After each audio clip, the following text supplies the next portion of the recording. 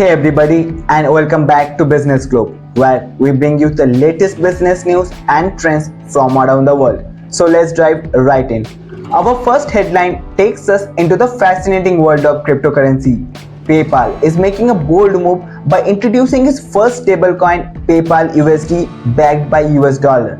While currently targeting at crypto and Web3 application, this move hints at PayPal's anticipation of future where digital currency become mainstream. PayPal अभी crypto currency पे focus कर रहा है, अपने platform में crypto currency और Web3 को वो इंट्रोड्यूस कर रहा है, ला रहा है एक साथ। ये बहुत ही बड़ा चेंज ला सकता है क्रिप्टो करेंसी की दुनिया में। और पेपाल जैसे कि पता है कि इंटरनेशनल कंपनी है, पेपाल अपने साथ ट्रस्ट लेके आता है क्योंकि बहुत ही ज़्यादा कस्टमर है पेपाल के साथ, जो कि पेपाल को यूज़ कर रहे हैं रेगुलर वाइज पे और बहुत सालों से चला आ रहा है पेपाल। और पेपाल का एक बड़ा रोल रहेगा क्रिप्टो करेंसी को मेन स्ट्रीम लाने में। पेपाल जैसे कि आपको पता है कि एक ट्रस्ट लेके आता है, तो अभी जो मार्केट है क्रिप्टो करेंसी का वो बहुत ही ख़राब स्थिति में है। तो ये देखना बहुत ज़्यादा इंटरेस्टिंग रहेगा कि पेपाल का ये मूव कैसे क्रिप्टो करेंसी मार्केट में चेंज लाता है। Our next headline takes us into the world of economics and environment. A recent study warned that if carbon emissions are not curbed globally, 59 nations could face higher debt service costs within next decade.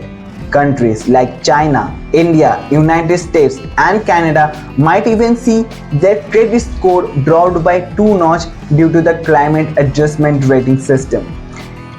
ये बहुत ही ज़्यादा important news है और इसका effect future पे पड़ेगा। इस topic को एनवायरमेंटल क्राइसिस के टॉपिक को बहुत ही ज़्यादा नज़रअंदाज किया जाता है मेन स्ट्रीम मीडिया में भी, और नेशन भी उतना ज़्यादा इस पर फोकस नहीं करती हुई दिख रही है। मीटिंग्स होती है बट उसका कोई मेजर स्टेप्स नहीं लिया जा रहा है। और अभी इसका इम्पैक्ट हेल्थ पे, लोगों के पर्सनल फाइनेंस पे तो पड़ता है ही और पड़ेगा भी, लेकिन अभी वर्ल्ड इकोनॉमिक्स में भी इसका इम्पैक्ट पड़ेगा। बिकॉज द थिंग इज, जैसे कि आपको पता है कि एक जो क्लाइमेट कंडीशन है वो दिन पर दिन और साल बर साल खराब होता जा रहा है। और इसके वजह से क्लाइमेट चेंजेस, जैसे कि क्लाइमेट चेंजेस और क्लाइमेट कैलामिटीज़ भी बहुत ज़्यादा आ रही है। ड्रॉट आ रहा है, सुनामी आ रही है, और इसका जो नंबर है, सुनामी, साइक्लोन, ड्रॉट, इसका नंबर दिन प्रतिदिन बढ़ता जा रहा है, राइट। इसका इम्पैक्ट क्या होता है कि जो इंफ्रास्ट्रक्चर होता है और इकोनॉमिक इंफ्रास्ट्रक्चर, रोड्स, ट्रांसपोर्टेशन का सिस्टम और बहुत सारे बिल्डिंग्स, फैक्ट्रीज, बहुत कुछ जो है वो डिस्टर्ब हो जाता है, जो कि source of income, source of money है, टैक्स है गवर्नमेंट के लिए as well as for people और the citizen of that country as well. और उसको रीबिल्ड करने में जो पैसा लगता है वो भी एक बड़ा फैक्टर है जो कि गवर्नमेंट से आता है, गवर्नमेंट के फंड से जाता है। उसको रीबिल्ड करना, पीपल को फिर से रीसेटल करना, इस पे बहुत ज़्यादा इकोनॉमिक इम्पैक्ट पड़ेगा। और ये जो वर्ल्ड इकोनॉमिक है, जो IMF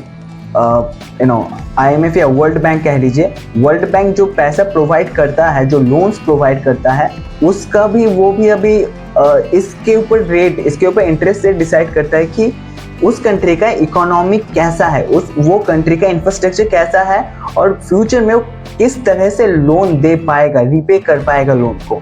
और अगर आप उस कंट्री का इकोनॉमिक स्टेटस या इंफ्रास्ट्रक्चर उतना अच्छा नहीं है तो वो इंटरेस्ट रेट हाई कर देता है। तो ये एक वार्निंग है कि 59 countries including India, China, United states and Canada, इनके ऊपर बहुत ज़्यादा इसका इम्पैक्ट हो सकता है। इंटरेस्ट रेट हाइक हो सकता है। Apart from all the factors, interest rate भी हाइक हो सकता है क्योंकि क्लाइमेट कंडीशन नहीं अच्छी रहने वाली है। इसके ऊपर बहुत ही ज़्यादा ध्यान देने की ज़रूरत है इस टाइम पे। It is high time. Next up, we shift our focus to the exciting world of tech investment. Japanese entertainment giant Mixi has just announced a $50 million venture capitalist fund dedicated to support the early stage startup in India's digital entertainment and consumer service sector. अभी recently जो funding है वो थोड़ा सा funding winter चल रहा है, उतना फंडिंग आ नहीं पा रहा है, लेकिन ये बहुत अच्छी न्यूज़ है इंडियन स्टार्टअप सेक्टर के लिए, स्पेशली जो डिजिटल है, इंडियन डिजिटल एंटरटेनमेंट सेक्टर है, उनके ऊपर एक $50 मिलियन फंड मिक्सी जैसी कंपनी जो कि जापानीज एंटरटेनमेंट फोकस करती है, वो यहाँ पे इन्वेस्ट करने वाली है। तो एक बहुत ही अच्छा न्यूज़ है इस इन्वेस्टमेंट विंटर में, ये स्टार्टअप का जो इन्वेस्टर विंटर चल रहा है, इसमें एक अच्छी खबर हमारे पास है अभी। और फ्यूचर पे होप करते हैं कि और ज़्यादा इन्वेस्टमेंट आए, जापानीज कंपनी से आए, वेंचर कैपिटल से आए या यूएस से आए, जहाँ से भी आए, बट हम चाहते हैं कि हमारा जो इकोसिस्टम है स्टार्टअप का वो जल्द और बहुत ही रैपिडली ग्रो करे। Next up, in a major tech development, Amazon.com is gearing up to meet with the US Federal Trade Commission (FTC) aimed potential antitrust allegation. This comes after concern about Amazon's alleged preferred treatment of its own product and outside sellers on its platform. एक बहुत ही बड़ा आरोप लगता आ रहा है Amazon, या सिर्फ Amazon नहीं, अमेजोन, फ्लिपकार्ट या बड़े बड़े जो ई कॉमर्स प्लेटफॉर्म है उन पे ये आरोप लगता आ रहा है कि वो उनके पास पूरा डेटा है कि कौन सा प्रोडक्ट कैसे बिकता है, कितना पॉपुलैरिटी है इस प्रोडक्ट का, क्या स्पेसिफिकेशन पीपल सर्च करते हैं।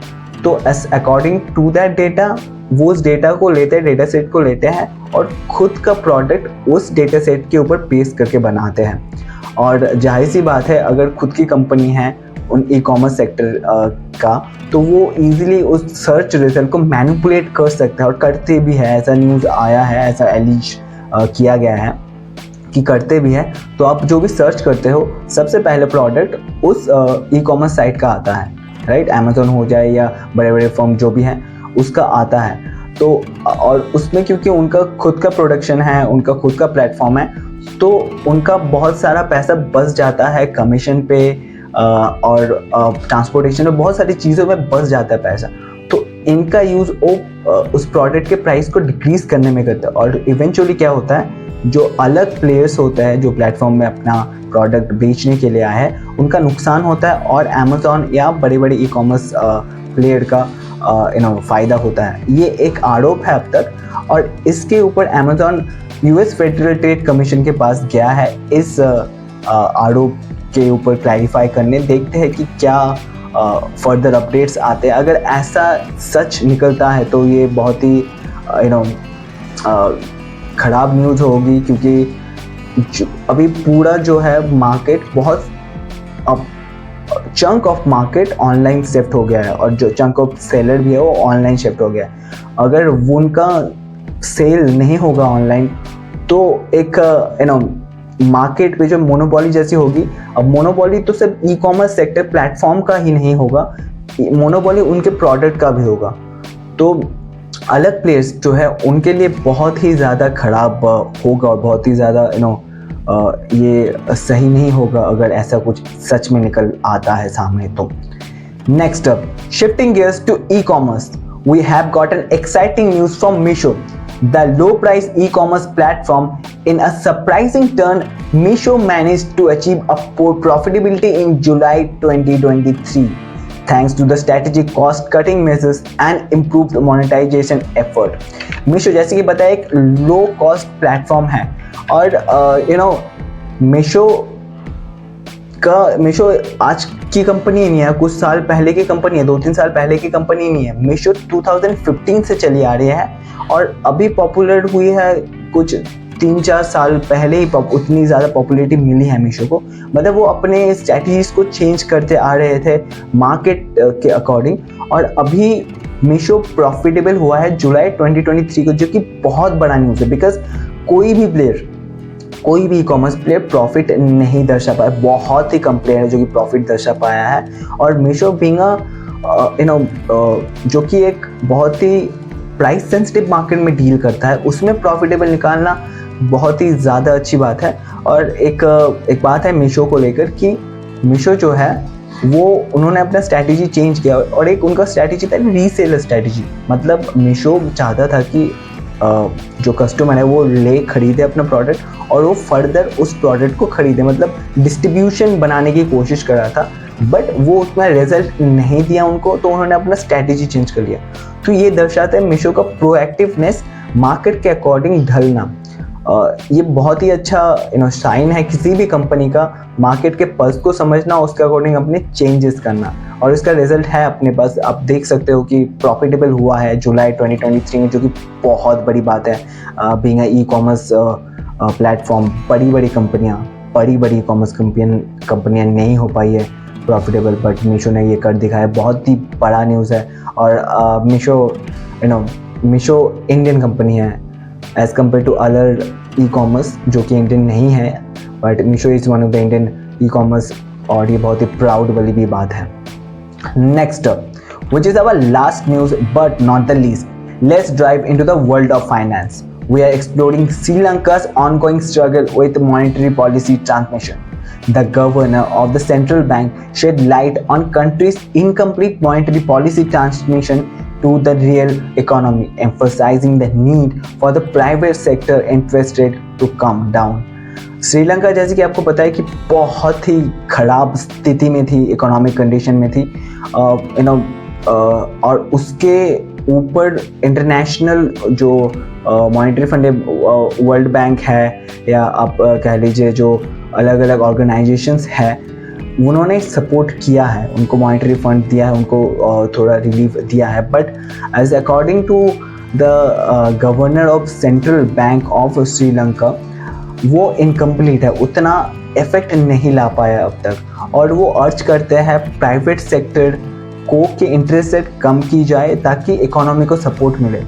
और ये देखना बहुत ज़्यादा इंटरेस्टिंग रहेगा कि कैसे गवर्नर जो गवर्नमेंट है ऑफ श्रीलंका कैसे स्टेप्स उठाती है, और किस तरह से इतने बड़े जो कह लीजिए इकोनॉमिक कैलेमिटी है इसको कैसे उभारा जाता है। और ये बहुत ही एक सीखने वाली बात रहेगी अलग अलग कंट्रीज़ का, अंडर डेवलप्ड कंट्रीज़ कह लीजिए या डेवलपिंग कंट्रीज़, अगर ऐसी स्थिति आती है तो कैसे इस सब स्थिति से मतलब अपने आप को संभालना चाहिए और कैसे अपनी इकोनॉमी को संवारना चाहिए।